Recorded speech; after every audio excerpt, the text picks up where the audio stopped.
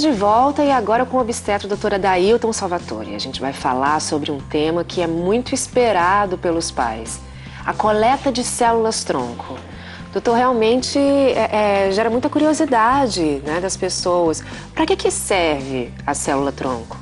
Muito bem, o conceito de célula-tronco é uma célula chamada embrionária. Uma célula primitiva que ela origina outra célula, se transforma em outra célula.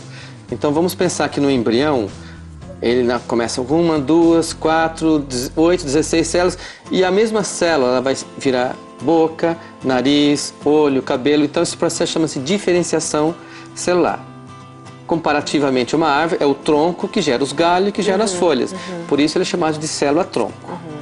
E para que ela serve especificamente, assim, no caso de que doença, para quando ela é indicada? Alguns cientistas descobriram na década de 80 que no sangue do cordão umbilical existia uma quantidade dessas células. Então aí nós vamos diferenciar dois tipos de célula. Nós não estamos mais falando daquela célula do embrião, nós estamos falando de uma célula adulta chamada periférica. Ela está circulando no sangue do bebê, na placenta. Então depois do parto, se colhe esse sangue que está no cordão, que não vai usar para mais nada, ele já nasceu, você liga o cordão, é feita uma aspiração, se colhe esse sangue.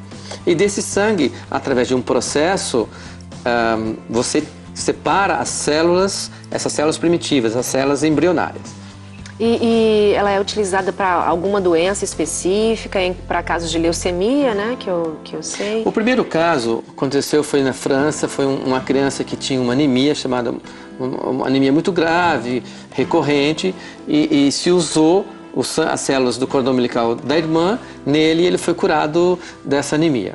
E aí começou vários outros aplicações. Então, as anemias, a série vermelha do sangue, que nós temos a série vermelha e a série branca. Né?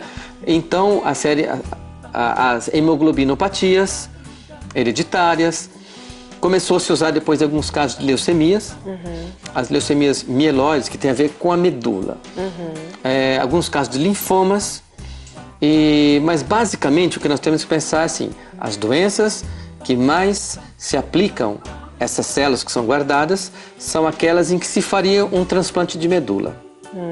Por quê? Todos os adultos, todos nós temos células tronco que estão em atividade. Né? Porque o nosso sangue se renova, por exemplo, a cada dia. 1% do seu sangue se troca a todo dia. Então, em 100 dias, seu sangue está novo. E isso é feito por células tronco, que estão na medula, do timo, em vários lugares. Muito bem, então, essas células tronco que estão presentes no adulto, elas estão originando.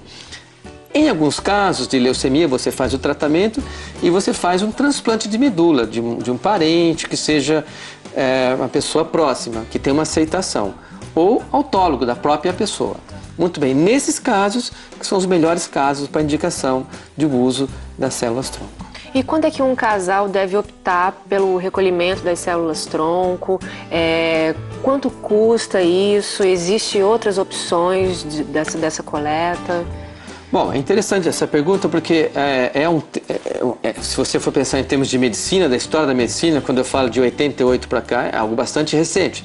Então, existem vários estudos que estão em andamento, não é algo que esteja totalmente estabelecido e talvez no futuro ainda se possa ampliar mais o uso para situações como de infarto, de mieloma múltiplo, de diabetes, de Alzheimer, mas e tantas outras doenças que são estudos que estão em andamento.